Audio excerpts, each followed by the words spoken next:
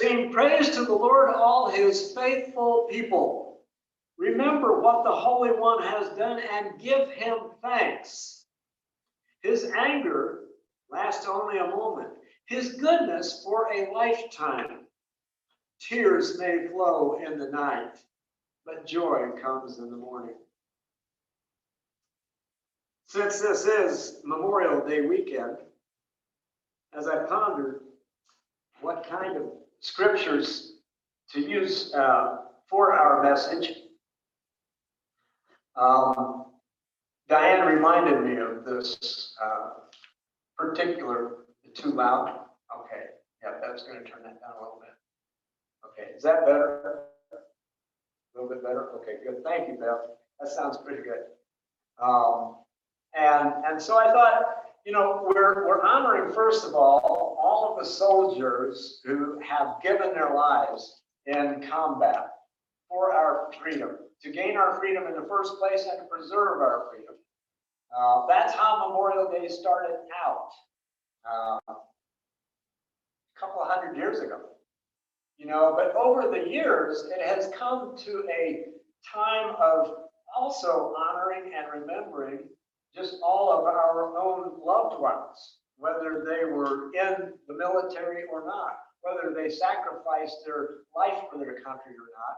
That's why you'll see people going, you know, to the cemeteries to place flowers on their loved ones' graves at this time, perhaps more than any other time of the year. And so I got to thinking about this whole idea of honoring our loved ones that have gone on before us. And the idea of honoring our loved ones implies, implicitly, of course, what our loved ones did. They died. They left this world behind. I mean, that's part of life. We know that life begins in the cradle here in this world.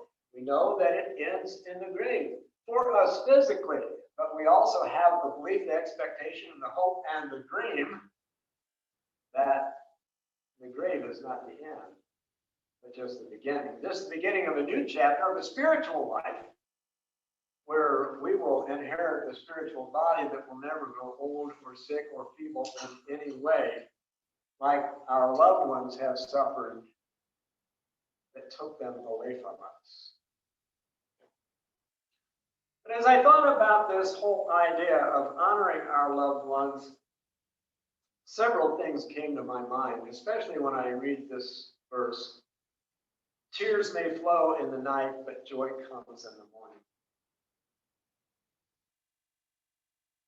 I gained a whole new aspect, a whole new perspective, if you would, on death and loss and grieving. When God called me into ministry almost 26 years ago, as a matter of fact, I almost said no to God when Howard Street Christian Church was talking about calling me as their next pastor. Back then, I had two very good knees, and I was running 5 days a week. And on Sunday mornings, I'd do a 2-hour run just for the fun of it, up and down the hills. And in those 2-hour runs, I tried every argument I could with God to talk him out of this whole idea of calling me into ministry. Because there's so much more different in pastoring a church than there is preaching a sermon once in a while in the pastor's absence. I thought my strongest argument with God was, I'm afraid I won't be able to bring a measure of your comfort to people when they need it the most, when they've lost their loved ones. How can I walk through the valley of the shadow of grief with them and bring them comfort in your holy name? I don't know if I can do that yet. And I meant it. You know, I've told you before that God doesn't talk to me in human terms, but when I'm desperate, he really sends a quiet little message to my heart. And when I made that argument with him, he said, I will help you. Those 4 words, I will help you. That was all he said. I said, you got nothing more than that? You got a plan? You want to let me in on how you're going to make this possible? I'm scared, God. How can I do this? How do other ministers do this? I kept running, kept waiting, nothing else. Well, when Howard Street extended the call, and when I accepted, I had to have a mentor as a licensed minister. The first person I thought of was the pastor of this church, Reverend Jim Sandy. When I called Jim, he didn't hesitate at all. He said, "Of course I'll be your mentor, Dwight." Well, right away, he started coaching me, and I'll have you know, he coached me through my first wedding, my first baptism, and my first funeral. The big three for any minister, whether they've been to seminary or not, whether they're ordained or not. Those are the big three tickets for any minister that's pastoring a church: baptisms, weddings, and funerals. Once you got that, you know, everything else is just preach a sermon once a week. Okay, maybe a few hospital visits, maybe a few counseling sessions. Hello? Maybe a ton of phone calls. But you got those big three things, and really, they're the most important aspect of ministry, because I can come in here and preach a bad sermon, Lord knows. And you forgive me, because you know that maybe next week you'll have a good one, who knows? But it's all about hearing what's in our hearts, especially when we lose our loved ones, because isn't that the hardest thing for us? Harder than anything else? You know, I've said so many times, the most wonderful thing about being a human being is having the opportunity to find people in your life to love with all of your heart. And the hardest part of being a human is letting them go when it's time to let them go.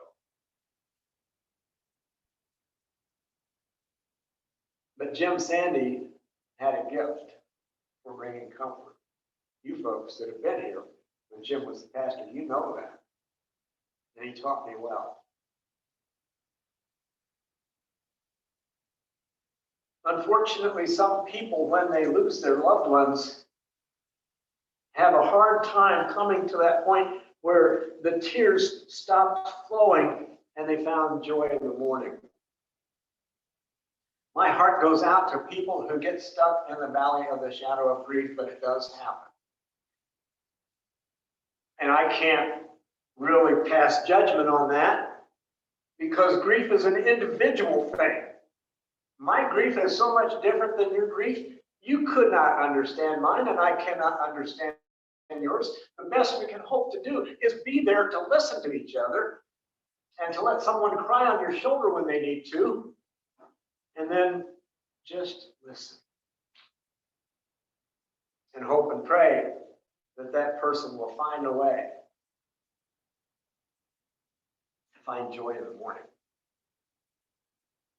Because I have come to believe with all of my heart that the people we love the most, when they leave this world and go to heaven, they love us so much, they'll understand our grief through the night. But the last thing in the world, the last thing in heaven that our loved ones would want for us is for us to be so stuck in the valley of grief that we find no joy in living. That's what God created us for. The joy of living, not living with the dead, but living life to the fullest. That's what Jesus came here for, to give us the gift of life to the fullest. So I hope and pray that if there's anybody here or anybody on Zoom or anybody catching this message later on Facebook or YouTube, if you found yourself stuck in the valley of the shadow of grief and you haven't been able to find your way out, get to a grief support group, or call your minister, your pastor, call a friend. Give me a call and we'll talk. We'll see if we can help you move forward. Dan Mosley was one of the instructors over at Christian Theological Seminary when I went to licensed minister summer school over there. And he had lost his wife at too young of an early age. And he went down a path of unhelpful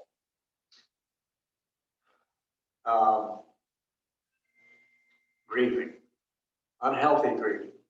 But he found his way back, and he later wrote a book about grief. And he said, we never get over the loss of a loved one. The best we can hope for is to find a way to live with that loss and move forward in living. And I think that's good advice. The second thing that I wanted to share about this Memorial Day weekend is, especially with the song, Precious Memories. What was it? Precious Father, Loving Mother. You know, we have these pictures, and that's based mostly on what most of us feel in life, because most of us in this world are fortunate enough to be blessed with a good mom and a good dad. You know, my mom and dad, okay, my dad never made Father of the Year, but he was a good guy. You know, I mean, I do remember, I mean, sometimes there were a few problems. You know, we'd go down to visit my grandpa and grandma on the farm down in Tennessee back in the 50s and 60s, you know. I mean, they didn't have indoor plumbing. They had what they called an outhouse. Or you know, they've got bedpan too. Yeah, bedpan too. Yeah, I mean, they've got fancy designer outhouses now at the Spoon River Drive. They call them little porta potties. It wasn't a porta potty then. I mean, it was an outhouse sitting up on the hill. We were down there one time at Halloween, and my cousin AJ, who was always getting me in trouble anyway, hey, let's go up there and shove your grandpa's outhouse down into the creek. Okay, that sounds like fun. We did that, and when it tumbled down, there was an awful noise, but we took off running. Next day, my dad come in and said, son, I'm going to ask you a serious question. I want you to be just like George Washington, tell the truth. When his daddy asked him, did you chop down that cherry tree? Son, did you push it over your grandpa's outhouse last night in the creek? Well, Daddy, I'm going to be just like George Washington. I'm going to tell the truth. I did. I helped my cousin AJ push it. He said, well, come on, you got to flip it. I said, wait a minute, Daddy. I know my history.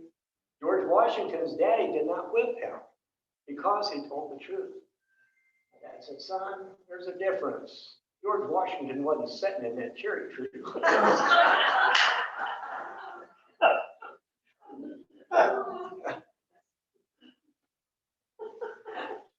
But those of us who have been blessed enough to have good parents need to be sensitive and understand that not everybody had that blessing.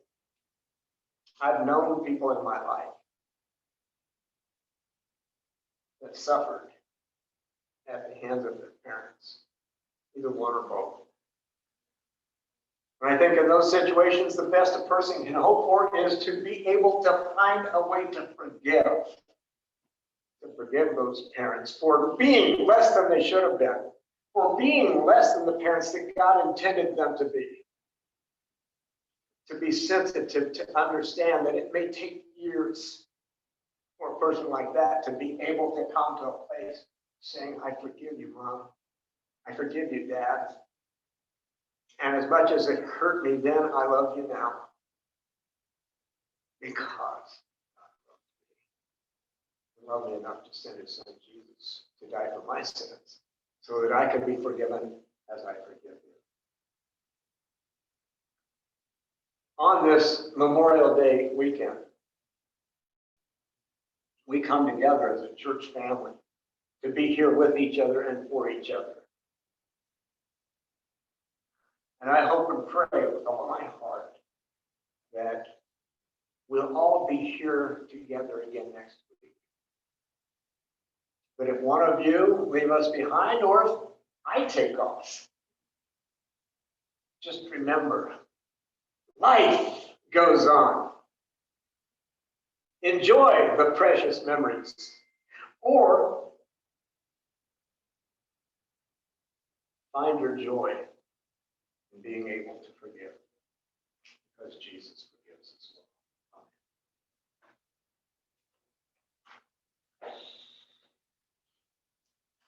well. Our hymn of invitation is on page 720. Oh, beautiful for spacious skies. As we stand and sing our hymn of invitation, if there's anybody who still has not received Jesus as your Lord and Savior, you want to make that decision while we're singing, you can come forward and let us know.